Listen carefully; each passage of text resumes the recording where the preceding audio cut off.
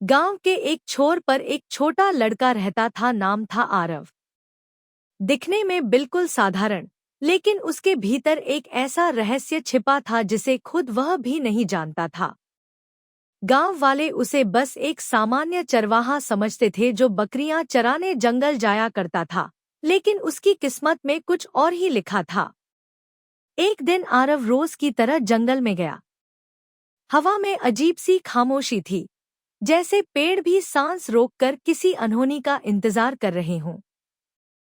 अचानक उसे एक पत्थर पर बैठा हुआ एक चमकता हुआ पक्षी दिखाई दिया।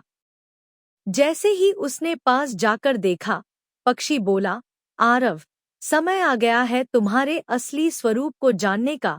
आरव चौंक गया। एक पक्षी बात कर रहा था और उसका नाम भी जानता था। पक्षी ने अपने पंख फैलाए और एक तेज रोशनी में बदल गया। वह अब कोई पक्षी नहीं था, बल्कि एक बूढ़ा जादूगर था। नाम था वरुण मुनि। उन्होंने बताया कि आरव दरअसल एक जादुई योद्धा का पुत्र है, जिसे एक दुष्ट राक्षस नागराक ने मारा था और उसकी आत्मा को कैद कर लिया था। आरव को बचाने के लिए उसे गांव के एक सामान्य बालक की तरह पाला गया, ताकि कोई उस पर ध्यान न दे। अब जब वह 14 वर्ष का हो गया था, उसकी शक्तियां जागने लगी थीं। वरुण मुनि ने उसे एक विशेष कंगन दिया जो उसकी शक्ति को नियंत्रित करता था और कहा कि उसे काल गुफा तक जाना होगा, जहां नागराक की आत्मा आज भी बंद थी। लेकिन रास्ता आसान नहीं था। आरव ने अगले दिन सफर शुरू किया। उसे 3 घाटियों, 5 नदियों और 2 अभिशप्त जंगलों को पार करना था। पहले दिन वह शोकवृक्ष के जंगल में पहुंचा, जहां पेड़ मनुष्यों के डर को पढ़ सकते थे। जैसे ही आरव जंगल में घुसा, पेड़ फुसफुसाने लगे, तू कमजोर है, डरपोक है, वापस जा। लेकिन आरव ने आंखें बंद कीं, कंगन को छूकर खुद को याद दिलाया कि उसका उद्देश्य क्या है, और आगे बढ़ता गया। तीसरे दिन वह ब्रह्मघाटी में पहुंचा, जहां हर चीज झूठ लगती थी और हर व्यक्ति शक के घेरे में आता था। वहां एक लड़की मिली सिया। वह भी नागराक से बदला लेने निकली थी, क्योंकि नागराक ने उसके गांव को राख कर दिया था। पहले तो आरव को शक हुआ, लेकिन जब सिया ने अपनी तलवार की शक्ति दिखाई, तो दोनों ने साथ चलने का निश्चय किया। रास्ते में दोनों ने तिमिर ताल पार किया, जो एक काली झील थी। वहां का पानी तुम्हारे मन के सबसे गहरे डर को रूप देता था।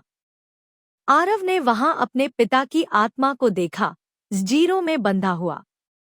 आवाज आई, बेटा, मेरी आत्मा को मुक्त कर। आरव डर गया, लेकिन सिया ने उसे याद दिलाया कि यह सब भ्रम है। आरव ने हिम्मत कर पानी में छलांग लगा दी और जैसे ही वह अपने पिता के प्रतिबिंब को छूता है, सब कुछ गायब हो गया। अब ताल पार हो गया था। वे अंततः काल गुफा के द्वार पर पहुंचे। द्वार पर एक अभिशाप लिखा था, जो बिना भय के आया है, वही भीतर जा सकता है। सिया ने आरव की ओर देखा, तुम्हारा समय आ गया है। आरव ने कंगन को कसकर पकड़ा, आंखें बंद कीं और दरवाजे पर हाथ रखा। द्वार एक भयानक गर्जना के साथ खुल गया। गुफा भीतर से विशाल थी, लेकिन ठंडी और अंधेरी। एक नीले प्रकाश में नागराक की आत्मा तैर रही थी, विशाल, डरावनी और गुस्से में। कौन है जो मेरे विश्राम को भंग करता है? नागराक गरजा। आरव ने सामने खड़े होकर कहा, मैं आरव हूँ, उस योद्धा का पुत्र जिसे तूने धोखे से मारा था। नागराक हंसा, तेरे जैसे बच्चे मुझसे लड़ने आए हैं और हमेशा मारे गए हैं। पर आरव अब बच्चा नहीं था। कंगन ने सुनहरी रोशनी बिखेरी और आरव का शरीर अचानक बदलने लगा। उसके हाथों में रोशनी की तलवार।